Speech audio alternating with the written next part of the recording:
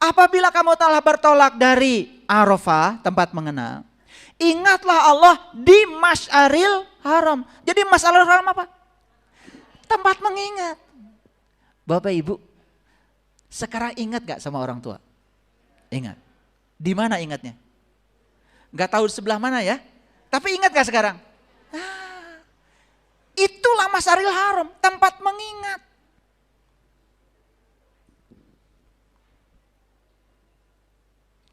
Gimana?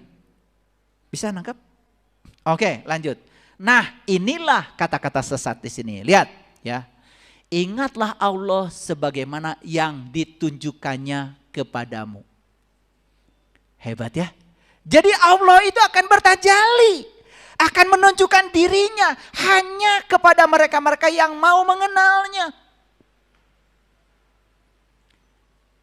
Ulangi Bapak Ibu. Ingatlah Allah sebagaimana yang ditunjukkannya kepadamu. Masuk akal gak ayat ini? Lihat saya semuanya. Saya menunjukkan apa sekarang? HP. Bisa gak mengingat yang saya tunjukkan? Okay. Saya menunjukkan apa sekarang?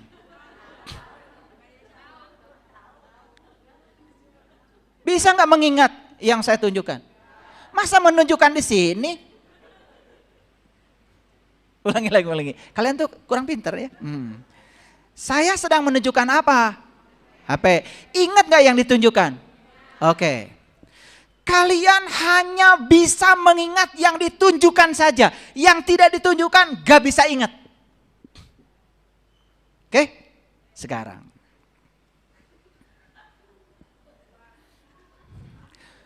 Di tangan ini, Ibu Bapak, ada sesuatu.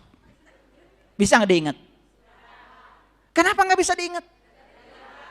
Kan gak ditunjukkan. Jadi apa yang tidak ditunjukkan oleh Allah gak mungkin bisa diingat. Kita hanya bisa mengingat yang ditunjukkan. Pertanyaan buat kalian semua nih yang cerdas, yang OGDJ. Allah sudah menunjukkan apa kepadamu? Sedangkan ayatnya jelas, wazkuruhu kama hadakum. Ingatlah dia sebagaimana yang tunjukannya kepada kamu. Sedangkan sampai sekarang Allah belum nunjukin apa-apa sama kamu. Terus apa yang bisa kamu ingat? Lanjut. Kata Allah di ayat ini, wa in kuntum min qablihi laminad dolin. Sungguh kamu sebelum itu, sebelum bisa mengingatnya, karena Allah belum menunjukkan apa-apa kepadamu, kamu termasuk orang-orang yang sesat. Clear? Jadi siapa orang yang sesat menurut Al-Quran? Orang yang belum bisa mengingat Allah, karena dia belum kenal kepada Allah, belum tahu Arafah. Ini sesat versi Quran, bukan sesat versi manusia. Ngerti ayat ini? Ngerti sebelah sini? Ulangi lagi.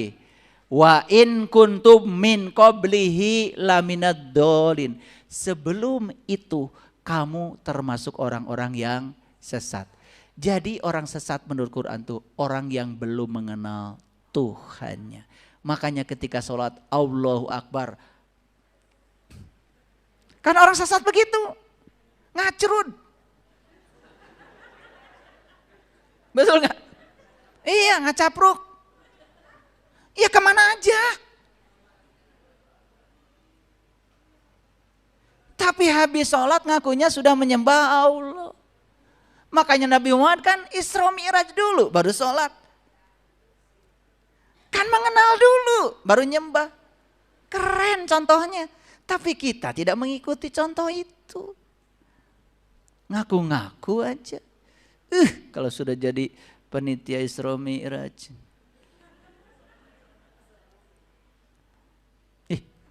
Surganya juga paling mana ya? Clear? Tadi Quran surat apa? Surat Al-Baqarah ayat 198. Yuk lihat saya sekarang. Sekarang saya tunjukkan ayat lain dalam Al-Quran. Ini Quran surat Ibrahim. Quran surat Ibrahim saya bacakan dari ayat yang kedua. Perhatikan. Allah yang memiliki segala apa yang di langit dan di bumi. Setuju? Yes. Jadi siapa pemilik yang di langit yang di bumi? Kalian ada di mana? Di bumi. Rumah kalian ada di mana? Mobil kalian ada di mana? Suami kalian ada di mana? Anak kalian ada di mana? Pemiliknya siapa? Bohong. Kalian kalau ngaji satu ayat aja, Allah memiliki segala apa yang di langit dan di bumi. Ya sudah. Kalian jangan posesif. Jangan merasa memiliki. Karena begitu kalian merasa memiliki, kalian takut kehilangan yang kalian miliki. Itu sumber penderitaanmu. Jadi siapa yang memberitakan kamu? Allah atau dirimu? Allah. Enak aja. Allah justru memerdekakan. Allah pemilik apa yang di langit dan di bumi. Gak ada milikmu. Ya sudah, selesai. Paham? Yang sebelah sini harus tahu.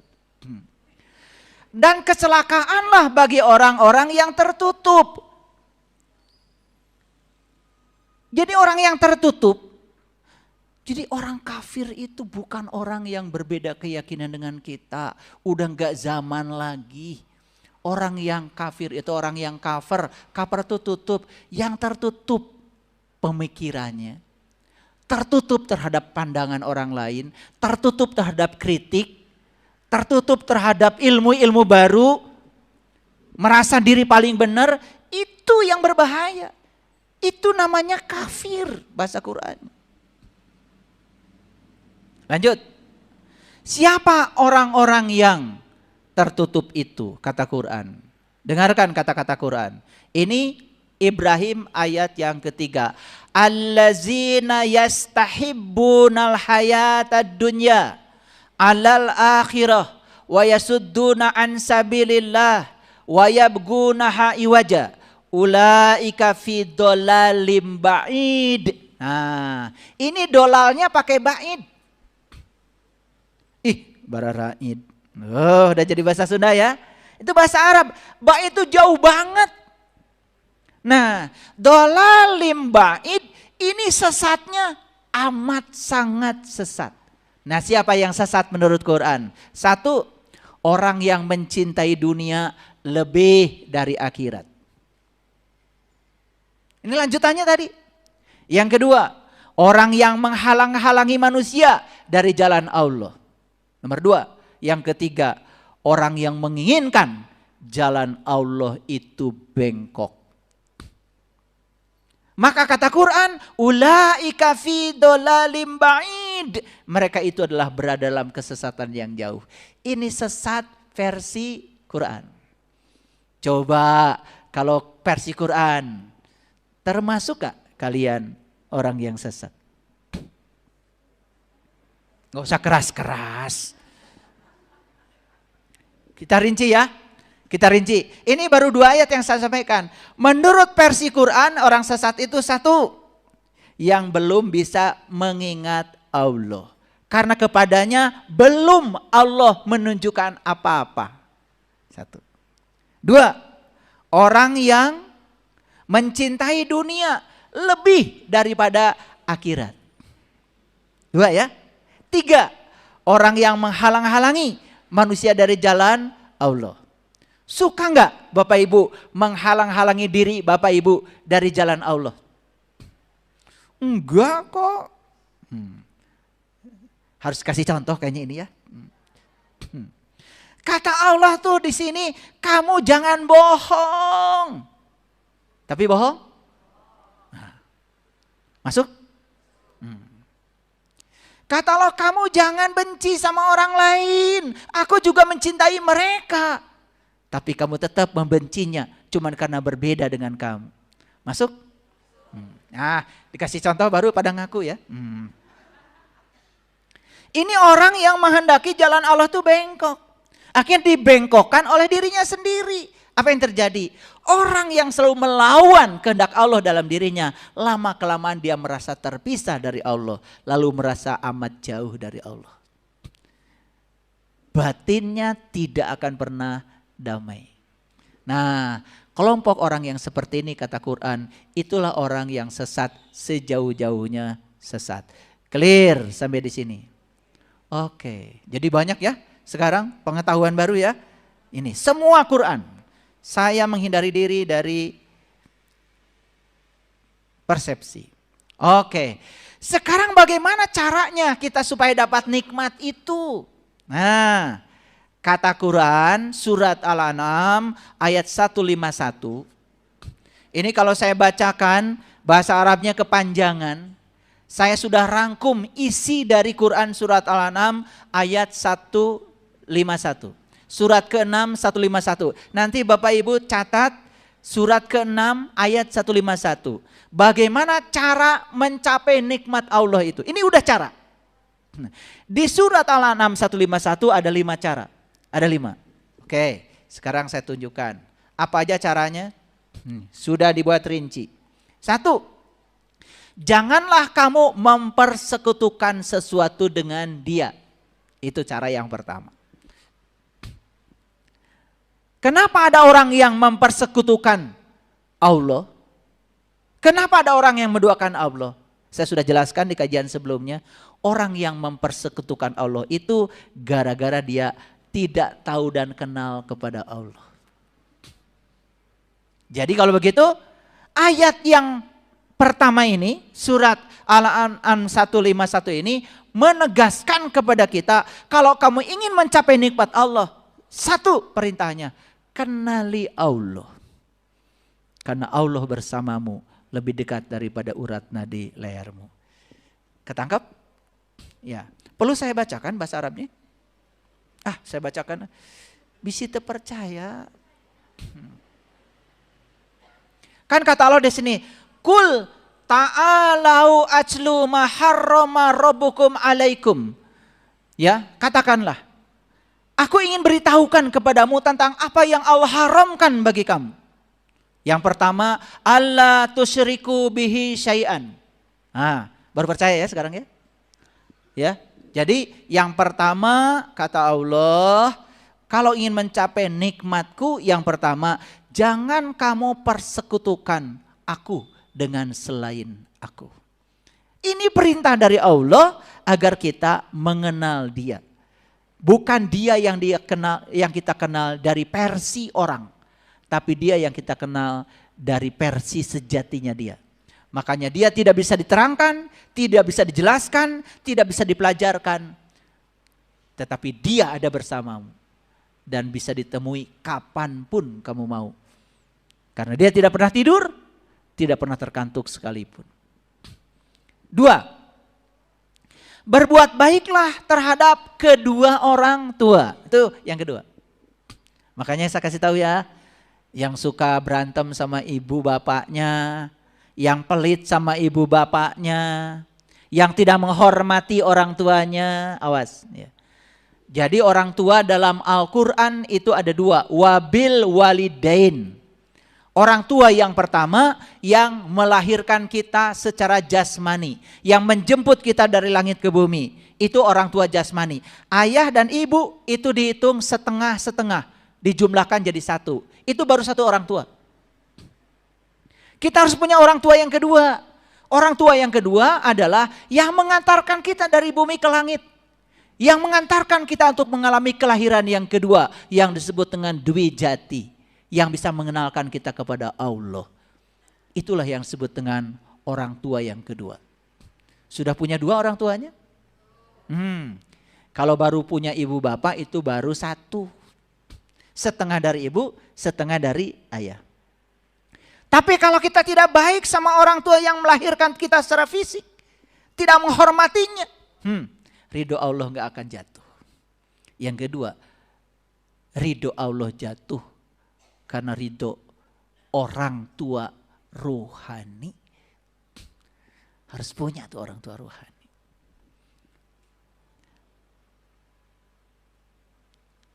Itu cara kedua. Cara yang ketiga, Janganlah kamu membunuh anak-anak kamu karena takut kemiskinan. Kami akan memberi rezeki kepadamu dan kepada mereka. Awas. Kasus aborsi sekarang ini terjadi di mana-mana.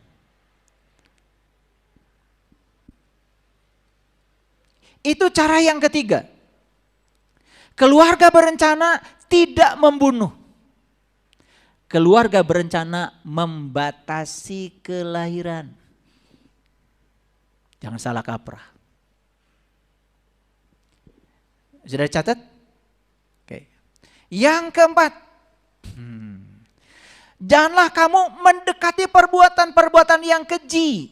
Baik yang nampak diantaranya pun yang tersembunyi. Bagaimana kita mau mencapai nikmat Allah? Setiap hari kita berlawanan dengan Allah. Ya, setiap kita berlawanan dengan Allah, berarti kita itu sedang melakukan perbuatan keji. Keji. Dari dalam bilang, tolong dia. Kasihan. Perhitungan banget. Egois. Yang kelima, janganlah kamu membunuh jiwa yang diharamkan Allah, melainkan sesuatu dengan sesuatu yang benar. Hadirin, setiap hari kita membunuh.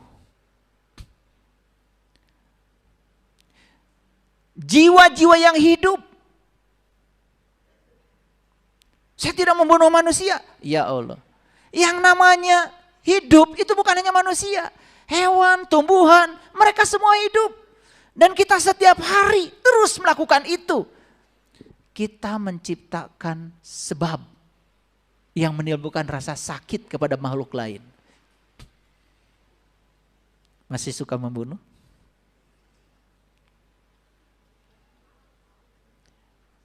Melainkan dengan sesuatu yang benar. Rasulullah pernah dikabarkan beliau membunuh ular. Karena itu membahayakan.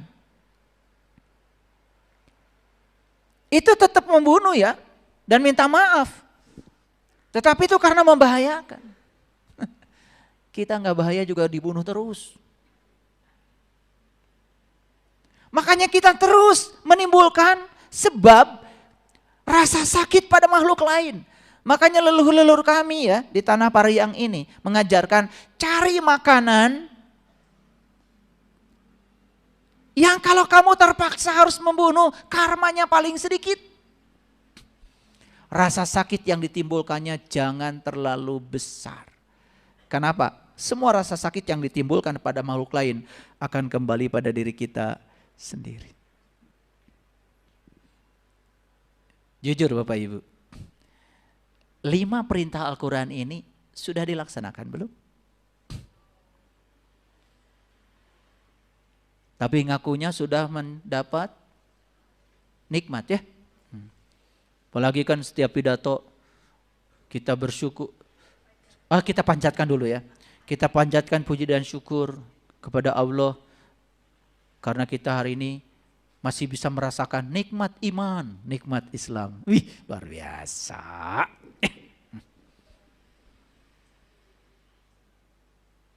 Begitu tanya nikmatnya apa?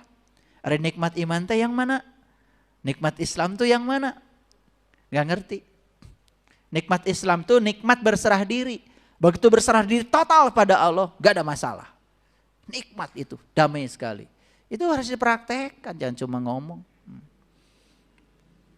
Nah, dalam Quran surat Al-An'am ayat 152 ada lanjutannya. Tadi baru berapa? 5. Nomor 6. Janganlah kamu dekati harta yatim kecuali dengan cara yang baik hingga sampai ia dewasa. Mengerti? Mengerti apa tidak? Sudah tahu harta yatim? Gak pakai anak. Harta yatim. Wala taqrabu malal yatim. Gak pakai anak. Yatim itu yang tak beribu, yang tak berbapak. Yang tidak pernah dilahirkan, yang ditiupkan. Jadi yatim itu hakikatnya adalah jiwa kita. Ya, apa harta jiwa? Satu-satunya harta jiwa adalah Dia yang maha jiwa. Jadi hartanya jiwa itu adalah Allah. Makanya kalau mau belajar ilmu mengenal Allah harus nunggu sampai dia dewasa. Kalau masih kecil belum waktunya. Dewasa apanya? Bukan dewasa usianya. Dewasa pemikirannya. Kan banyak yang dewasa tapi masih dicekoki oleh doktrin dan dogma sehingga susah untuk terbuka. Nerima yang barunya susah. Itu namanya kekanak-kanakan. Maka di surat Al-Kahfi, waktu Musa berguru kepada Khidir, maka anak kecil dibunuh. Itu Khidir bukan membunuh anak kecil sebetulnya. Itu hakikat. Khidir itu sedang membunuh sifat kekanak-kanakan yang ada pada dirinya Musa. Kan mau belajar ilmu mengenal Tuhan. Makanya ilmu mengenal Tuhan itu hanya untuk orang-orang yang sudah terbuka pemikirannya, yang sudah dewasa. Yang masih suka usil, intoleransi, tidak bisa menerima perbedaan, tos weh, calik heula. Calik heula, ya.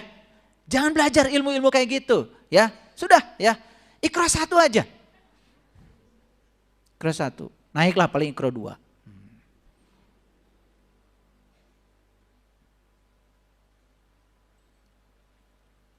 Paham sekarang harta yatim? Siapa yatim? Yang tak beribu, yang tak berbapak. Yang tidak pernah dilahirkan. Semua yang dilahirkan ini lama-kelamaan jadi yatim juga. Repot ngurusnya sedunia, yatim semua. Kan pada akhirnya ayah ibu kita pasti meninggal, betul? Ini banyak di sini kan anak yatim. Nah ini anak yatim. Yang dibicarakan di Quran tuh yatim.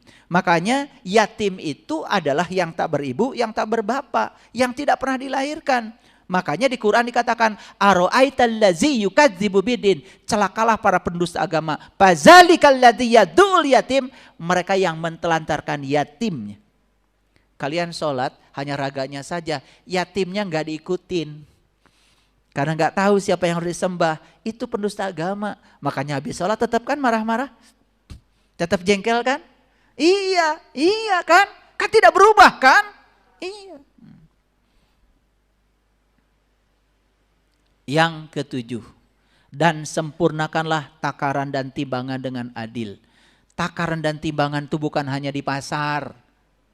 Karena kalian gak semua juga kan tidak dagang kan? Masa ayat ini spesial buat pedagang di pasar? Bukan. Takaran dan timbangan itu dalam kehidupan. Takar, kalau mau bicara takar, timbang. Yang dikatakan ini apakah menyakiti orang yang mendengar apa tidak? Takar, timbang dengan adil. Kalau bicara kepada anak, ukur anak sesuai dengan ukuran dia. Jangan diukur anak sesuai dengan ukuranmu. Anak belajar tambah-tambahan, opat tambah opat sabaraha. Lieureun tah budak teh. Da belum masuk di otaknya. Terpaksa cari jari opat. Gini aja belum tentu bisa. Melipatin aja belum tentu bisa. Kata orang tua, kitu wae teu bisa. Tuh. Ini tidak adil. Takaran timbangannya nggak adil. Ketika anak pakai kaos kaki terbalik, ketika anak pakai sepatu terbalik, keun we cenah ngarasakeun. Biarkan dia punya pengalaman pakai sepatu terbalik, jatuh karena sepatu terbalik, antap. Biar punya pengalaman ternyata sepatu terbalik itu gini rasanya. Biarkan, itu belajar. Paham? Selama tidak berbahaya, biarkan. Anak belajar 4 tambah 4. Kieu ieu kieu. Maneh hese, maneh mah tuh. Bari amak-amakan, erek asup kumaha ka budak. Kolotna emosi gitu. Betul enggak? Iya opat. Iya opat. Nah, kata jumlah aja di otaknya belum nyampe. Tapi kita menganggap anak tuh mengerti yang kita mau. Tinggal dijumlahkeun, jumlahkeun. Tuh sareri tah nu rumasa. Betul apa tidak Bu? Tah eta ya. Jadi tidak adil. Makanya sempurnakan takaran dan timbangan dengan adil. Suami pulang capek. Ya sudah rawat dulu, peluk dulu. Di mana? Jeung saha? Mawa naon? Tuh. Harusnya apa? Sudah alhamdulillah Bapak tos uih. Keun we telat oge. Nu penting uih. Daripada Bang Toyib teu balik-balik. Betul enggak? Kan alhamdulillah harusnya balik oge. Betul enggak? Keun we wengi-wengi ge. Pulang aja sudah berkah alhamdulillah. Nah kita itu sering tidak bisa menakar, menimbang dengan adil. Betul enggak? Tidak bisa berbicara pada situasi yang tepat. Ini timbangan dan takaran yang dimaksud ayat ini bukan soal di pasar. Itu mengespuguh. Paham ya? Jujur ya. Suka menakar, menimbang, coba kalau mau berkata, suka enggak? Pantesan tidak dapat nikmat Allah. Karena cara nomor 7 belum dilampaui. Masuk nomor 8. La nukallifullahu nafsan illa wus'aha, gitu ayatnya. Sadari bahwa Allah tidak memikulkan beban kepada seseorang melainkan sekedar kesanggupannya. Kalau semua yang di masjid ini, yang di rumah sedang mendengarkan TikTok saya, sadar dengan ayat ini, la nukallifullahu nafsan illa wus'aha, sebagaimana yang dijelaskan di Quran surat Al-An'am 152. Allah tidak mungkin membebankan hambanya di luar kesanggupannya. Berarti apapun yang terjadi dalam hidupku sebetulnya sudah diukur oleh Allah sesuai dengan kesanggupanku. Makanya sanggupkan diri kita, pantaskan diri kita, layakkan diri kita bisa mengatasi semuanya sebesar apapun yang terjadi. Jangan cengeng. Dikit-dikit mengeluh. Ya Allah, menikih-kih teuing. Sekali-kali coba, ya Allah, ajarkan pesan apa yang hendak Engkau sampaikan kepadaku lewat kejadian ini. Sekali-kali gitu atuh dewasa sedikit. Bukan, ya Allah kenapa begini, kenapa begitu. Menggugat sama Allah. Padahal Allah bilang, la nukallifullahu nafsan illa wus'aha. Aku tidak akan mungkin memberikan beban kepada hamba-hamba yang aku cintai melampaui kesanggupannya. Tapi pikiran dan perasaan kita itulah yang sering merendahkan diri kita seolah-olah kita tidak sanggup. Lalu kita putus asa di tengah jalan. Bagaimana mau nyampe nikmat Allah kalau mentaliti kita seperti itu? Yang ke-9. Dan apabila kamu berkata, maka hendaklah kamu berlaku adil, kendati pun itu adalah kerabatmu. Waduh, ini Quran keren banget. Karena kita ini memang kalau urusan keluarga kadang-kadang tidak adil. Disinilah masuknya konsep nepotisme. KKN.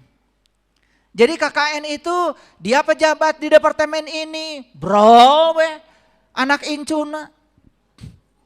Walaupun dia tidak layak, tidak punya kompetensi untuk di situ, dia tidak bisa berlaku adil. Dia tidak berlaku adil, terutama untuk kerabatnya. Untuk orang lain dia adil. Kamu harus mengikuti tes ini, tes ini, tes ini. Keluarganya enggak pakai tes.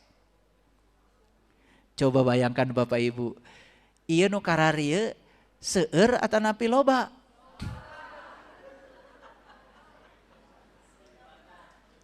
Bahkan mohon maaf ya, mohon maaf. Bahkan saya mendengar ini isu, semoga nggak benar.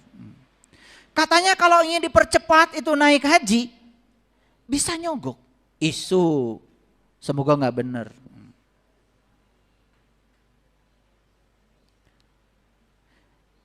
Ini kan berarti nggak bisa berlaku adil. Urusan spiritual aja bisa sogok. Menyogok.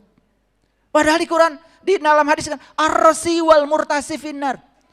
Yang nyogok dengan yang disogok, dua-duanya masuk neraka. Jujur Bapak Ibu. Bisa nggak kita berlaku adil? Terutama pada kerabat. Saya dosen di sebuah universitas. Anak saya mau masuk universitas di mana saya ngajar di situ. Saya bilang sama anak saya, kamu mau kuliah di mana?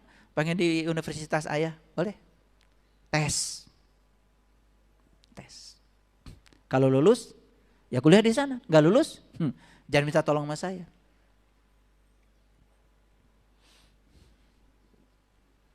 Ya, nih. Di Indonesia ini, yang namanya KKN ini, aduh sudah luar biasa. Pantas ya gak dapat nikmat Allah. Nih saya kasih tahu, sepanjang kita tidak bisa berlaku adil dalam berkata, terutama pada kerabat, kita terhindar dari nikmat Allah. Dan yang ke-10, penuhilah janjimu kepada Allah. Apakah kita pernah berjanji kepada Allah? Pernah. Ketika kita di alam alastu, kita ditanya alastu birabbikum, saat itu kita berkata, qalu bala syahidna. Harusnya kesaksian itu dibawa ke dalam kehidupan kita sehari-hari. Bahwa Allah bersama kita. Beliau bicara tanpa kata. Beliau bicara tanpa suara. Tapi kata-kata Allah itu jelas terdengar di sini. Itu yang disebut dengan suara kebenaran. Ikuti saja itu. Maka 10 jalan ini oleh Allah di dalam Quran surat Al-An'am ayat 153 dikatakan wa anna hada sirati mustaqima fattabi'uhu, dan bahwa ini adalah jalanku yang lurus, ikuti dia. Ulangi ya. Jadi jalan yang lurus ada berapa tadi? Ada 10. Kata Allah, wa anna hada sirati mustaqima fattabi'uhu wa la tattabi'us subula fatafarraqu bikum an sabilihi.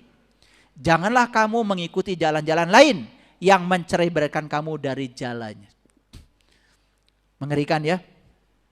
Agama itu sekarang menjadi alat yang sangat mudah untuk mencerai-beraikan kemanusiaan kita. Bahkan hanya berbeda urusan syariat aja bisa bercerai-berai. Karena kita ada orang yang merasa diri lebih punya otoritas, lalu berhak untuk menghakimi pihak lain. Ini masalah kita. Ini masalah kita. Ya. Jadi wa anna hada sirati mustaqima fattabi'u. Mana siratal mustaqim? Sudah ditunjukkan. 10 jalan sudah saya tunjukkan. Dan inilah jalan siratal mustaqim. Ikuti jalan itu, kamu akan sampai pada nikmatnya Allah. Dipungkas dengan satu ayat di Quran surat Al-An'am ayat 161. Kul innani hadani rabbi. Katakanlah, ini Allah bilang sama Nabi Muhammad. Katakanlah hai Muhammad. Kul, katakanlah. Innani hadani rabbi ila sirati mustaqim. Sesungguhnya aku telah ditunjuki oleh Tuhanku kepada jalan yang lurus. Apa itu? Dinan qayyiman, agama yang lurus. Jadi ternyata kalau menurut Quran, 10 jalan yang tadi itu oleh Quran disebut agama. 10 jalan yang tadi itu oleh Quran disebut dinan qayyiman. Itu agama yang lurus. Jadi kalau kita ngagem agama siratal mustaqim, harusnya menjalani yang 10 tadi. Udah dicatat? Oke. Dari 10 itu yang sudah dijalanin berapa? Can hiji-hiji acan. Mengerikan. Nomor 1 juga masih mendua karena belum kenal. Betul enggak? Nomor 2 komo. Nomor 3 apalagi? Wah, sampai nomor 10. Tiap hari melanggar janji kepada Allah. Bahkan Allah dihianati. Allah aja yang dekat dengan kita tidak dihargai kata-katanya. Tidak dihargai petunjuknya. Dibantah terus. Kata Allah, jangan korupsi. Jangan nyolong. Jangan nyakitin orang, nyakitin. Wah, tiap hari melakukan perbuatan begitu. Ngaku-ngaku ahli surga. Apa kabar? Orang terdekat aja dengan kita, keluarga, pasangan, anak tidak merasa damai dengan kehadiran kita. Apa kabar? Gak usah mikirin umat, pikirkan aja dulu diri kita. Jadi ternyata Nabi Muhammad sendiri disuruh berkata, Innani hadani Rabbi, sesungguhnya aku telah ditunjuki oleh Tuhanku ila syirati mustaqim, ke jalan yang lurus. Apa itu? Dinan qayyiman. Inilah agama yang lurus. Yang 10 tadi itu ternyata disebut agama. Ajarannya sangat jelas. Millata Ibrahim Hanifa. Itu adalah ajarannya Ibrahim. Jadi makanya ajarannya para nabi dan para rasul gak beda. Syariatnya saja di setiap zaman beda-beda. Gak apa-apa. Wa ma kana minal musyrikin, dan sungguh Ibrahim itu tidak termasuk orang-orang yang musyrik. Berarti Ibrahim sudah memenuhi enggak kriteria Shiratal Mustaqim yang pertama? Sudah? Iya. Makanya kalian ketika umroh, ketika haji kan talbiyah. Labbaik Allahumma labbaik, labbaik la syarika laka labbaik, innal hamda wa ni'mata la syarika lak. Aku datang memenuhi panggilanmu ya Allah, untuk membebaskan syirik yang ada padaku. Labbaik Allahumma labbaik, labbaik la syarika laka labbaik, innal hamda wa ni'mata laka wal mul la syarika lak. Jadi kita haji, umroh, pergi ke Baitullah itu satu tujuannya, membebaskan syirik. Supaya kita ketemu dengan siapa? Dengan yang punya rumah, bukan ketemu rumahnya. Li ilafi Quraisy ilafihim rihlatas sita'i was-shaif falyabudu rabb hadzal bait. Jangan sembah rumahnya, kata Allah, sembah yang punya rumah.